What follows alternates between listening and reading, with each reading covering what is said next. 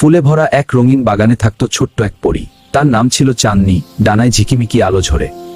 ছোট মেয়ে চাঁদনি প্রতি রাতে চাঁদের আলো কুড়িয়ে নিত। সে সেই আলো দিয়ে অন্ধকার গ্রাম আলোকিত করত। একদিন ঝড় এসে সব ফুল ভেঙে দিল। বাগান হয়ে গেল নির্জন আর মন খারাপ। ভালোবাসার শক্তিতে শান্ত হও প্রতি। হঠাৎ রংধনু নেমে এলো বাগানের মাঝে। ভাঙা ফুলগুলো আবার হাসতে শুরু করলো। সবাই খুশিতে চাঁদনিকে ধন্যবাদ দিল। 5 বছর পর রাতের আকাশে ছায়াটা ছিল দুঃখের রাজ্যের দূত। সে বাগানের সব রং চুরি করতে এসেছিল। ভালোবাসার আলো কেউ চুরি করতে পারে না। চারদিকে সোনালি ঝিলিক ছড়িয়ে পড়ল। কালো ছায়া ধীরে ধীরে হালকা ধোঁয়ায় মিলিয়ে গেল।